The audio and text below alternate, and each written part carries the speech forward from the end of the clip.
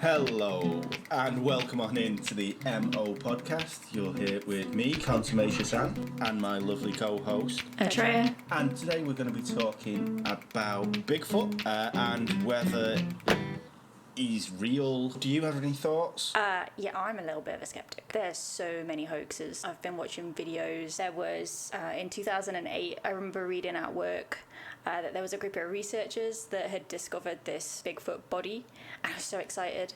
And I spent all day waiting for the press release kind of thing. And I remember seeing the picture and thinking like, oh, yeah, I guess it could be. And then it came out later that they just spent hundreds of thousands of dollars on a rubber monkey suit. Yeah, this is the problem. There's so many hoaxes out there. That particular hoax was by a person called Dyer, and basically he'd found a Sasquatch body out in the woods, and it was proof of life kind of thing. The thing is, he got paid for $50,000 up front by the Discovering Bigfoot team, and literally it turned up in a block of ice, this body, and as soon as it had started to defrost, there was just like rubber feet, hollow head, fake hair. I mean, the worst thing about it is that he actually repeated this feat in 2014. He claimed that he'd killed a Bigfoot. He ran all kinds of DNA tests with private laboratories, but he never released them to the general public. And he then took it on tour around the USA, charging people to come and view this Bigfoot. He made almost $500,000 from this, and then basically I think it was an anthropologist that was on tour with him and who had said, yeah, this is the real deal, actually properly looked at it one day and then went to Rick and said, is this fake? And he went, yeah. So basically all the crew left, and he had nowhere to go, so he had to come out and say, yeah, it was a hoax. But he claimed to have a Bigfoot body, but he just didn't want to take it on tour with him in case it got stolen. I don't get that. I know. If you had one, it wouldn't. If you had one, it's proof. Yeah. No one could. I wouldn't even be bothered about being called mad or, simpleton or whatever. You've got the proof there and then. But yeah, so they let him do it twice, which was and crazy. People fell for it twice. Yeah, exactly. And he came out subsequently afterwards and said, "I'm not going to hoax anyone again." That's good of him. Yeah. That's real good of him. Yeah, you've made £500,000. Why'd you need to? Exactly. So yeah. I mean, to be honest with you, I am a believer in the fact that I want to believe. I really do want to believe. But like you say, there's so many hoaxes. This is the problem with, I'm going to use quotation marks and say, the Bigfoot community. Yeah. They if you've seen something like this, okay, maybe it is a harrowing experience and you've not seen it, but why would you want to make obviously to make money off it, but yeah, you're gonna be called out. If it's a new species of animal, people are gonna want to do tests on it. It's not like you can just go, yeah, that happened, everyone believes me, my word against everyone else's. Yeah. It doesn't work like that in the scientific community, unfortunately. No. As much as some people in power in America would want to believe that's how it works, science actually does have a fundamental basis in reality. Yeah. Unfortunately. But yeah, I mean, to be honest with you, there's so many stories from all around the world about Bigfoot, or it goes by different names. The Yeti in the Himalayas in China. It's called the Almas in Siberia. The Yeren in northern China. The Yowie in Australia. The abominable snowman. Exactly. So there's just so many stories from around the world, and all of these stories predate modern technology. So newspapers being a global phenomenon, this was before then. Like the first possible or the first spotting in Australia was in 1795. So there's no way that that's kind of they people in America would have known about that in that time. Do you know what I mean? And then in the USA, the first properly recorded incident was 1924. It's oh, I just want to believe. That's all.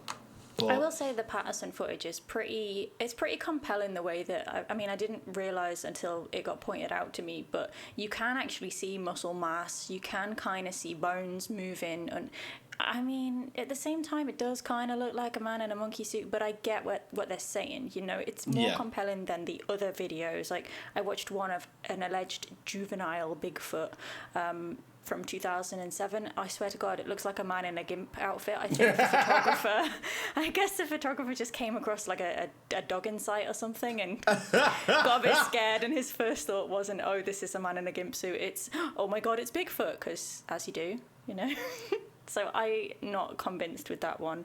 There's also a one from 2013 that apparently they plowed thousands and thousands of dollars into this project to catch Bigfoot, and the film quality is so horrific, it's so poor, especially for 2013, and they've got like a close-up of the Bigfoot face and it clearly looks animatronic. It's so poor, it's unreal. And then they've got it walking through the woods as well, and it proper just looks like it's got like a cheeky swagger going on, you know, like it's almost like it's whistling on its way to work, like a builder. It just doesn't look like a gorilla or a Bigfoot. It looks like a hairy builder. yeah, there's one that I saw, and literally it's got a gangster walk. Yeah. It's like, well, I mean, I know obviously if it's an apex predator, obviously it is king of them woods, but it's not gonna walk like it's 10 men. Come on. Yeah, with a big gold medallion. Yeah, I mean that's the thing as well with the advances in technology and everything. All the videos that you see taken more recently, the Patterson Gimlin film is still the best recorded definitely. one out there, even though they had a little shitty cine thing that they were doing it on. Definitely. It is really, really poor footage, all the stuff, like the modern day stuff, which is, like you say, surprising given even camera phones have good quality now. Even in 2013, they were decent quality. So there's no need and there's no reason. I mean, especially if you pay all that money to put a project together, you want to invest in a decent camera. So that to me just screams hoax, because they don't want it's all wobbly footage, it's pixelated, it's like they don't want it to be clear and steady, because then everybody would see that's just an animatronic model or it's a bloke in a monkey suit. Yeah, they're keeping it as vague as possible, aren't they? Yeah. Been around in Native American culture for a long, long time, since the Native Americans were. They've always had this being in their culture. I mean, they kind of considered the Bigfoot or the big hairy man or this giant that was he was on the border between animal consciousness and human style consciousness. It's they. I mean, even the word Sasquatch comes from a Native American word of the Salish tribe Sesquak, which means wild man. So I mean, So there's like that all, maybe not all of the tribes, but quite a lot of the tribes had this belief in that there was something out there. In coastal Oregon, there was tales of wild men who left immense footprints. The Plain tribes told stories of giants who look like humans, and then they borrow things from the village, like fishing nets or harpoons. And he's kind of seen as the Bigfoot is kind of seen as an elder and a brother to the humans within the Native American culture. So, I mean, there are quite a few stories around these tribes that this is where it's come from. But obviously, as soon as the white man got hold of it, they kind of ran with it. And the most famous, or the first story that came out of America was the Battle of Ape Canyon. And this was in 1924. And it was 5 gold miners, and they were... It wasn't called Ape Canyon before this happened, by the way, but they were prospecting in a canyon in Oregon, I believe. Yeah, I think so. And basically, as they had this little shack up there, and they went out to it one day, and as they were making their way to it, they came across like big footprints, and they had a sense of foreboding. Something was watching them, but they found a massive gold seam, and heaven and earth couldn't move them. One of the people who was on this expedition was called Fred Beck, and he wrote about it, but he only wrote about it 40 years later, so already it's a bit a little bit suspect. But basically what happened was they just finished prospecting, and they were going to the well, and they saw this giant hairy creature hiding behind a tree. They shot at it, missed, and it legged it. So they were quite rattled by it, and they were, right, it was getting close to dark, and they said, right, we'll go back to town tomorrow, because they didn't want to be around the place. Because we don't want to travel in the darkness. So everyone was in agreement. So what happened was, at around about midnight, they were all woke with a loud thud, which against the side of the shack. Oof. And it was, apparently, there was creatures throwing rocks at the shed. They pushed against the shed, they tried opening the door, they were on the roof. Basically, they were just like harassing these people. In one of the tales that I read, a hairy arm came through one of the windows and picked up an axe. Jesus Christ. Yeah, and then not Fred Beck, but one of the men that he was with, shot at it inside this log cabin, which had 5 men in it, because that's sensible. He shot at it, and it dropped the axe and withdrew its arm.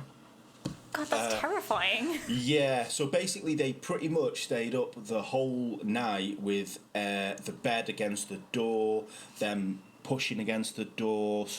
They had guns on them, obviously, but they were all keeping stag, and it was a horrendous ordeal for them. So the attack ended at daybreak, and when they felt confident enough to open the door and poke their heads round, there was footprints all around the hut, there was rocks strewn everywhere, and they decided that they were going to hightail it and leave. As they were actually leaving the site, they saw one of these creatures, and Fred Beck shot it 3 times, and it fell down an inaccessible canyon. Convenient. Yeah, this is kind of where it gets a little ropey. So when they went back into town, they reported this is what happened. They went up with a couple of park rangers. One of the park rangers, when he was shown the canyon where the creature fell down, he literally just jumped down it. It wasn't inaccessible at all. He got to the bottom of it, found nothing, came back up. Wow. And then when they got back with the rangers, and they said, well, okay, but what about the footprints? He actually got down, on his knees and put his fist in the dirt and then his palm behind it, above it, and said, "That's how they did it." Wow. So it is a little bit dodgy, and then as well, apparently this canyon was there was some YMCA kids staying in the area, and it was a tradition for them to roll rocks down this canyon. Ah. And from the angle of where the cabin was and how they were looking up, because it was dark, all they would have seen is people above them, obviously, so the height is skewed, just silhouetted in the darkness. And clearly those kids, if they realised they were scaring the actual crap out of these men in a cabin, would have every incentive to just keep going. Of course, it's a laugh, isn't it? Yeah. Brilliant. But yeah, so that's the first properly documented case of this, and then there's the Patterson and Gimlin film, which is still the best film that we've got today on record. And for real, it is with this. It is kind of there's red flags all over it, because Patterson, he was a believer. He went all up and down California trying to look for Bigfoot. He was a known believer within the community. He made a couple of visits into Hollywood to see some acting people. Just before all this kicked off, they were kind of acquaintances, but why would you go and see them? Mm-hmm. And while they were, why they were there, the reason they were there is because they were actually filming a documentary at the time about cowboys. It was about cowboys and cattle ranching. But a lot of people have said, well, that's a little bit suspect, isn't it, really? Which it is, if you're there and you're doing that. Mm-hmm. But Patty, as she has become known, yes. because she has breasts, and you can clearly see them. But a lot of anthropologists and primate specialists have said, okay, she may have breasts, but you don't have hairy breasts, which is what she had. God, that'd be awful. Yeah. But so that's one of the things as well that they've said this is why it could be kind of a fake, because the autonomy, still can't say that word. Anatomy. There you go. Is a little bit off in places. But basically, what happened was, as they were rounded up on a creek, they came across Patty, and she was on a haunches in this creek, and Patterson's horse reared at the sight of this. This is why, by the time you kind of see the video and get good video, this is why she's so far away. But it's a less than a minute video, and there's probably 15 seconds of great footage that you do see where she turns back and looks at the camera in a very nonchalant way, and I want to believe. Do you not think though, even if it was a really tall bloke in a monkey suit, that probably would have freaked the horse out anyway? Even if it wasn't a real Bigfoot, even if it was just somebody in a costume, probably that would have scared the horse regardless, right? Of course, without a shadow of a doubt, it's one of them. Even if Gimlin wasn't in on this, and it was just Patterson, I think it makes sense that because literally they just came round the corner and it was there, and obviously the horse is gonna be scared. Yeah. Regardless, because it's a shock. It doesn't matter. Even if it was say a bear or something as size equated, it would have had a fright. But I actually don't think Gimlin was involved. Well, personally, from a personal perspective, I think he was in the dark about it. There was actually an interview with a guy years later who took a lie detector test and said, yes, I was definitely the guy in the Bigfoot footage. I was the guy in the monkey suit, and he passed the lie detector test. But they're not exactly the most reliable things, are they, in the world? Exactly, and with that as well, it's interesting because there's two. He was called Bob Hieronymus, I believe. Well, it's probably not the right pronunciation, but it's me. So he claimed he was in the suit, but a man called Philip Morris claimed he made this suit. But in between them saying that describing this suit, there is so many differences in it. Like, for instance, Bob says he was in a two-part suit where they had to kind of zip it up. So they put the top on and then it was like pants and a top kind of thing. Morris said he made a onesie. Bob said, I can't remember which way round it is, but one of them said it had detachable hands and the other one said, no, it was all in one. It was, the material was different. Bob said it was horsehair and it stank, but the person that made it said he used synthetic fibres on it. So it's with that difference. There's differences everywhere, inconsistencies with everything in it. But again, that's the best kind of footage we've got after all these years.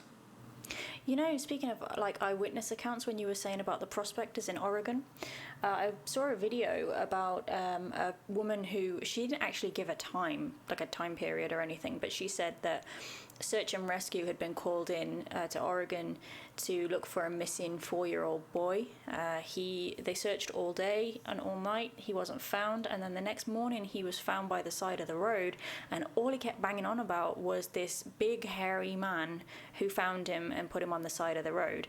And instantly this woman was like, it had to have been Bigfoot. Like, a 4-year-old wouldn't lie. Yes, because a 4-year-old is a reliable source of information.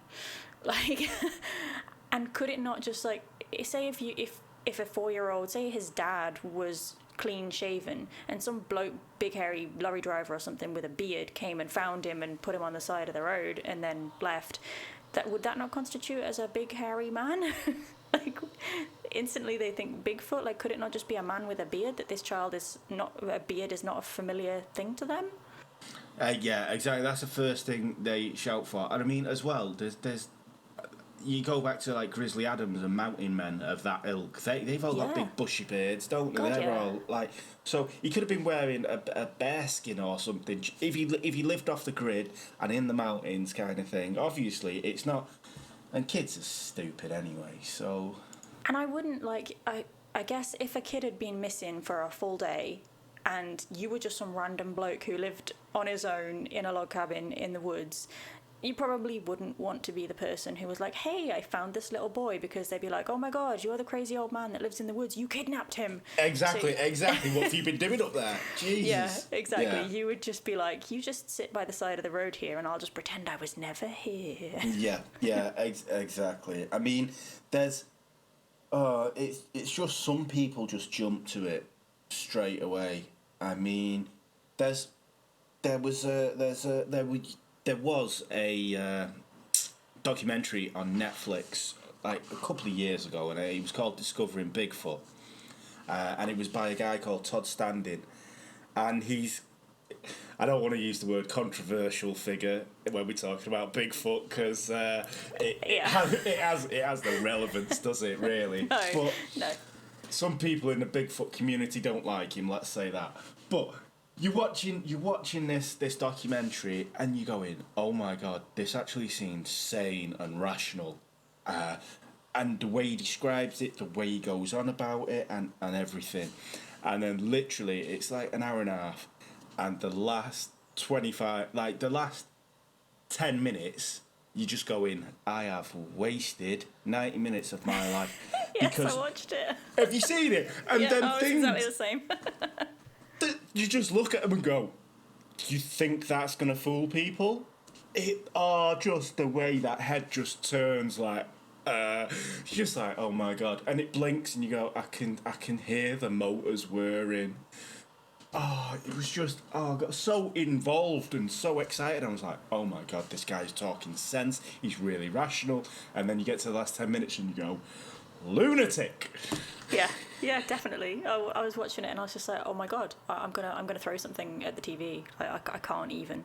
I need copious amounts of alcohol now to get past this. yeah, it was just, and then that's the reason why when people think you're mental, because you've got people like that doing this kind of stuff. I mean, but to be honest with you, I mean, Jane Goodall, she wants to believe in them as well. There was an interview with her, and she said, all right, they're grasping at straws, but she said you can't categorically rule them out. But then when she was pushed, she was like, yeah, I suppose that there being no bodies is a big indicator that they don't exist. But she's the primate activist, and she's on board. I mean, where they're mostly seen or sighted, is there a lot of kind of Native American or secluded kind of tribe or groups of people around? Because I guess if they, like you said before, when they kind of see this Bigfoot as kind of like a friend to their clan, maybe these groups of people are dotted around and they're protecting them or hiding them. Maybe they live underground. Maybe that's why we've never found any. I mean, I read somewhere that they are like the crossbreed between a human woman and a Neanderthal man or something. Yeah. I've heard that as well. Like, they're kind of big. Yeah. I don't think Neanderthals were that tall, right? No, exactly. They're like, we've got taller as we've evolved. That's the thing. I mean, there's on what it can be. There's people are trying to say it's kind of an extinct ape. So it's called. Oh, here we go. Giantopithecus. But they're trying to say maybe it's that and it's hidden in the woods. But the problem with that is that the fossils have only been found in Asia of this ape, and it wasn't bipedal. It was quadrupedal because of its immense size. It had to walk on its hands, and most chimpanzees use their hands, whereas most Bigfoot reports are that it walks around on 2 feet, just like people. That would totally discount it if it was walking on all 4 limbs. That would totally discount it being a Bigfoot. Yeah, exactly. I mean, it could be an extinct hominid, but it's kind of hard to not have evolved, and especially where there's no native apes in the US. They're not native to the US, so that's kind of thing. But as well, I heard that it was the missing link between Neanderthals and humans and apes, that maybe a sexy Bigfoot came in one day and a woman went, wow, yeah, you're my You're thing. so tall and broad-shouldered, swim. Yeah. Oh, look at your back hair. Wow. And the fact that you smell like smegma, apparently. Apparently so, yes. That is what I've heard. Do you think a lot of people could be seeing grizzly bears as well, or mountain bears, black bears? I mean, they're kind of big, they're kind of hairy. From a distance, if you want to see a Bigfoot, you're gonna see a Bigfoot, even if it's a bear, right? You're not gonna get close enough to double check, presumably.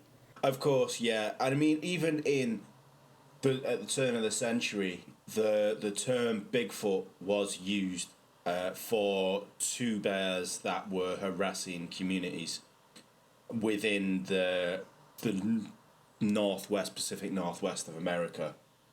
So that is where most of the sightings come from, which is like Washington State, and Oregon, California, that is where the majority of sightings of Bigfoot have come from. And at the turn of the century, because they just came across these tracks that were so immense, the term Bigfoot was actually the first time used in the papers to describe an animal. They were like over 900 pounds apparently each, so they're big old boys, just less than a ton. What do you make of the footprints? Like, what do you think? Because obviously, if it's a bear, I mean, you can see claw prints. If it's in, a wooded area, you could clearly see that it was a bear. But if it's in the snow, it's a little bit more difficult to tell, right? Yeah, so basically because of the way the feet are, or human feet are, and bear feet are, it's something to do with the claws. I can't remember, was it cats? I mean, I know cats have got a retractable claw, so when they pad down, you don't actually see the claw, but I don't think bears can do that. So when they pad down, you clearly see that it's a claw. Whereas with the Bigfoot prints, or the ones that have been plaster cast, they're just a bigger version of human footprints.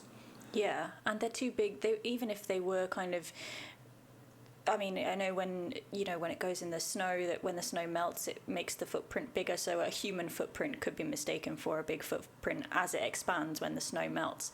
But even if it was a bear, it's far too big anyway to be a bear, right? I mean, they're like 15 inches or something, the footprints that they found, right? Yeah, of course, yeah. I think Patty's was 17 inches that they went back. Because Patterson and Gimlin, after they lost sight of it, they went back to their camp to get plaster, which obviously you take on a camping trip with you. Strange. Mm-hmm. Yeah, to get a cast of the foot. But a lot of these casts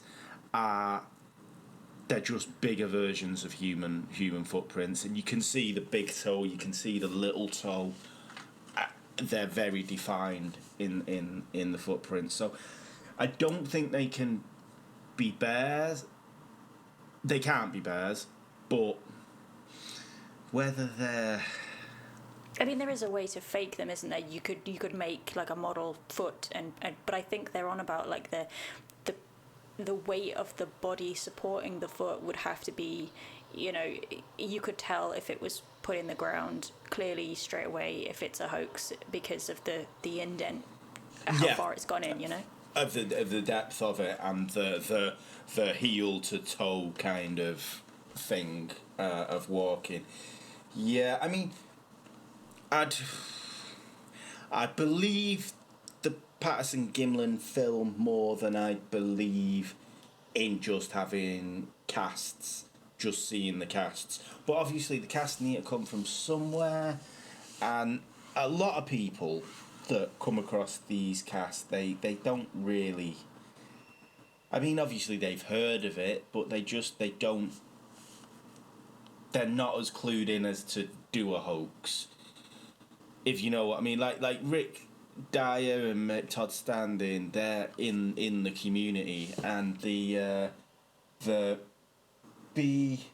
what is it, the Bigfoot BFRO, isn't it the B? Yeah, the BFRO. The stories that you read on there, they are by normal people who, okay, there's a few that you read and you go, that's suspect. But there's quite a few that are on there, and that they wouldn't. They've just seen something and they want to know what it is, kind of thing. Yeah, I mean, if you've got a primatologist who is familiar with primates, and they're looking at one of these footprints, or they're looking at a den. I know that they say they found nests and things like that. Then if that person is kind of convinced, or even sitting on the fence, as long as they're not outright going, no, this is not a thing, is no, I know a lot of primatologists don't believe in Bigfoot, it goes without saying, but even if it makes them think a little bit like, this isn't typical primate behaviour, I always think that's a good indication of maybe there's a little bit of truth to it. Yeah, of course. I mean, there's the thing is as well, a lot of scientists don't want to get involved with it because obviously it is kooky. Exactly, but when you literally see the Patterson Gimlin film, and you watch it, and there's people from 1967 who are saying the special effects, they couldn't do it then. They couldn't make a suit like that. Okay, there are a little bit of inconsistencies between Patterson's story and Gimlin's story, but I think the inconsistencies make it more believable. If they both had the same story, verbatim, or not even verbatim, but if they both had the same story, I think that's more worrying because they've sat down and talked about it and gone, this is what we're going to say. So I think the inconsistencies give it a little bit more credit, and especially with the fact that the guy who apparently made it, he didn't come out until 2002. Yeah, a bit late to the party there.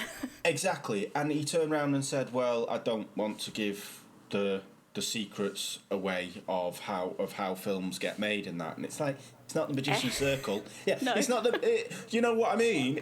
No one cares about that. If you knew about it there, even the guy in the suit, Bob Hieronymus, he didn't come out until 1998. I don't get it. Have they not seen like disc 2 of any DVD with the special effects? Like, they give it all away. It's not a secret. No, exactly. We kind of know. It's just we tend to try and believe it. You know what I mean? We know that people are making suits for special effects and for films and stuff. You're not giving anything away. It's just, I think a lot of people wanted to jump on the bandwagon of it with that. And like I say, I don't think people go into the cinema either thinking, oh my God, this movie's real. I don't think people went into like the Planet of the Apes or King Kong and came out thinking, holy shit, can you imagine if that gorilla actually does make it to New York? Jesus Christ. That's it. Like, you know what I mean. You know, Harry, it's not real. Harry and the Hendersons was not a documentary. I mean, yes. Exactly. That's the thing. I mean, I say that, but my wife does watch programs like she thinks it's the news. Everything's the news for her. It's like, oh my God. My mom did watch Paranormal Activity and think that the whole thing was real. She was terrified.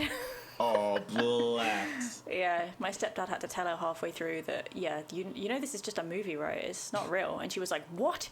Turn it off then, that's crap. I've had enough, wow. Yeah, so yeah.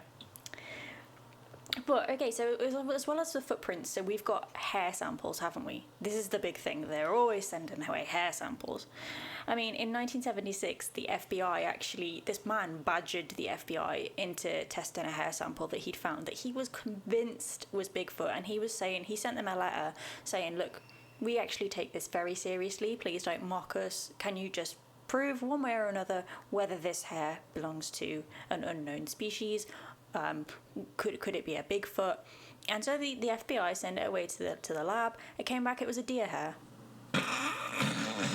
You know, and then we've got other hair samples that turn out to be deer, dog, grizzly bear, mountain bear, black bear, brown bear. We haven't yet found anything, I don't think, that is unidentifiable. No. Exactly. I mean, there was a study in 2009. Basically, it's. They said they kind of came back and said that all the hair that you've kind of found is probably going to be. It's never going to be unidentifiable. The only reason it comes back unidentifiable is because of errors with the actual hair. Yeah. Like it's been contaminated in some way or another. I mean, yeah, I don't know where you would find hair from though, and why you going looking for hair if you're looking for a Bigfoot. To be honest, It's a hard thing to find as well, right? That's it. I mean, On the forest floor, like, how would you even come across that? Surely it's not. Even if you were walking through the forest, like, unless you're on your hands and knees with a bloody magnifying glass, it's not something you would ever just come across. No, of course. If in the only time, I'm not saying I'm a big outdoorist, but the only time I've ever found hair is on barbed wire from sheep when they rub up against the fence. I've never come across a big lump of hair next to a tree or on a tree. You know what I mean? I mean, I've not been looking, I'll be honest with you, but it's like a needle in a haystack, isn't it? They kind of rub up against trees. I mean, I feel like the Jungle Book is leading me with this one, to be honest. But I guess bears rub up against trees and maybe leave a bit of fur on there or something. But would that not be your first thought if you see like fur on a tree? You'd be like, oh, a bear scratched his back against this when he had a bit of an itch. You wouldn't be like, oh my god, Bigfoot. No, because especially if you like anthropomorphizing it, that word. If you kind of yeah, if you're projecting it as a human or as a missing link, then why would it do what a bear? The only reason a bear does that is because it doesn't have arms and can't scratch its back. Do you know what I mean? So surely, if you found hair at the base of a tree, you'd be like, well, it's either a lazy Bigfoot or a bear. Do you know what I mean? It's not. It makes no sense if you put in. If you're saying, oh, it's human, it does human traits, it's bipedal, it walks around, you wouldn't automatically go, oh well, it does animal stuff, because you've already got that thing in your mind, haven't you, that it is partly human. Yeah. So you it'd be red flags if you found hair there, and plus the fact, like, surely. I mean, I don't know, but if you're going out looking for a Bigfoot, you've got to be experienced in the woods for a start. If you're experienced in the woods in America, you're going to know about bears and what they do and how they do it. And, to a certain extent, what their hair looks like, surely. You would think so, yeah. I mean, it would be a good idea to have knowledge of this kind of thing, because the last thing you want is like a mountain bear sneaking up on you from behind. Exactly. Like, you're just in the bush looking at something going, that's a Bigfoot. And a, like, 900-pound grizzly jumps on your face, like, oh, it's not, it's got claws, shit. Yes, exactly. And I kind of feel as well, like, if they're saying that Bigfoot is more towards the human side of things, I feel like I don't really know how to say it without being mean about humans, but I feel like it would have some sort of aggressive tendencies, you know, like humans just are not amazingly nice creatures in general. Yeah. And I feel like, I mean, I don't know if you're familiar with the Missing 411. Yes, I am, yeah. So allegedly, the one of the theories is that Bigfoot kidnapped these people who always seem to go missing while they're picking berries, and they come back in a swamp. What is Bigfoot getting out of this? But he's just kidnapping them and, you know, going, hey, have lunch with us this evening and we'll just put you back in a swamp tomorrow morning. Like, I feel like if it was kidnapping these people, it would be killing them and eating them, or at least robbing them. I don't know. Yeah. Maybe they need new t-shirts. I just nicking them and then putting them back in a swamp. I don't get that at all. No, it's just I think that's just people going out into the woods taking peyote and waking up in the morning like, My thoughts exactly. They're always disoriented, like someone's been tripping on acid. The the Dyatlov Pass, that also one of the theories to that for all the hikers that, you know, their bodies were found mangled and mutilated and yeah, apparently, yeah, that was the abominable snowman, and there was a picture where you could see that they'd taken on one of their found like cameras, and you could see this Bigfoot thing, and yeah, he'd clearly tore them apart and ripped their eyes out and ripped their tongues out, and then when the photo was analysed after, no, it's actually just one of them with a big backpack on. They didn't actually claim to be Bigfoot at all. They were taking a picture of each other, and people just blew it out of proportion. Yeah. Yeah. I mean, was that the one in Russia? Yeah. Yeah. We'll talk about that one day. That's a really good story. That, but yeah, I mean, I think there was a story many like early. I think it was the early 30s, 40s maybe, and it was about someone who had got kidnapped by a group of Bigfoots, and literally they just put him in a sack and took him. I remember reading it a while back, and they had him for 4 days.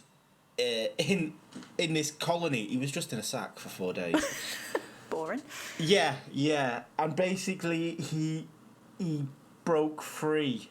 I can't remember the ins and outs of it, how he did it, but it's just, you just read it and go, no, you had a bad trip, and you just got lost in the woods. Or it's more likely that like the Hills Have Eyes people, like who live in the mountains, like kidnapped him and they were going to eat him or something, and his instant first thought wasn't the Hills Have Eyes hillbillies, it was Bigfoot. Yeah, hillbilly is more likely. It's very true. I mean, to be it's one of them with it. There's so many muddled stories that you've got to try and wade through, and the people going after looking for Bigfoot are the kind of people that if they sat down next to you and started telling you a story in a bar, you'd go, check please. Yeah. Yeah, I feel like if Bigfoot is real, they're probably quite peaceful kind of creatures that just sort of want to keep out the way and want to go about their day-to-day business without people photographing them all the time, you know? I don't feel like they're these cannibalistic monsters who are kidnapping people who are just clearly just picking berries for the crack. I don't feel like... I feel like these stories just don't add up, and that if Bigfoot is out there and is real, it's just a species we've never discovered yet that's just getting on with its life peacefully. It's not bothering anybody. That's it, exactly. I mean, I think if they were more violently inclined, I think we would have heard a lot about it. Do you know what I mean? We probably would have found one, right? Exactly. We hear about bear attacks and other, like when bears just wander down from the mountains in California and are sat in someone's backyard. Or break into KFC and eat them dry. Yeah. I love that video. But yeah, we truly would have found one if they were aggressive, killing people, kind of thing. Yeah, I mean, I'm more on the thought of the Native Americans, that they're just these chilled out dudes that border this animal human consciousness and are like big brothers to us, and they're just chill. They don't need the hassle of it. They've just watched us from afar and gone, we'll just let you mess all that up, and we'll be here later. Maybe they've never actually been discovered because they've been around just as long as we have, and maybe back in the day before we started writing things down and drawing things, maybe we were killing them left, right and centre, and they just went and found a way to hide away, and they've just evolved like that and just evolved to the point now where they're really good at hiding, you know, because they see us as a threat, maybe. I don't know. Yeah. No, I mean, that's the thing as well. Like, when you're in a forest and it's really deep forest kind of thing, like not second, tertiary. Mm-hmm. When it's that thick, you can walk past an animal and it can be a metre away from you and not even notice. Yeah. If something wants to not be seen in that kind of environment, you're never going to find them. Yeah, exactly. No matter all the equipment you can have on you, if you are just being human and being loud and noisy and thinking you own the place, even as much as you want to be the most professional Bigfoot hunter, that's air quotations, obviously. If something wants to stay hidden, it's going to stay hidden. I think it's one of them that we're never going to know, unless you get a body and you dissect it and it's DNA tested and it comes back as unknown. I think that's the only way we're ever gonna know, because obviously people are liars. You can't trust them. 4-year-olds are liars. You can't trust them. You know, there's so many hoaxes, fakes, and people just try to do it either for the crack or for the money. Unless we find a body, because even if we found a colony of them, there's always going to be someone that'll shoot them and drag them out. I hope we don't ever find them. If they exist, I hope they just carry on being, living their peaceful lives. And that's it. If they're as chill as I want them to be, then we don't need to find them. We really don't need to find them, because we'll just bring a tsunami of pain on them. They don't deserve the shit that we would bring down on them after discovering them. Yeah. Exactly. Yeah, that's it. If anybody knows if Bigfoot really does exist, don't tell anybody. It's a secret. I'll believe you, but others won't. Yeah, just email us, but don't tell anybody else. Yeah. We'll keep your secret safe. Yeah. So, that was the MO podcast with me, Contumacious-Ann, and my lovely co-host, Atreya. Thank you all so much for joining us. Truly appreciate it. Bye. Bye.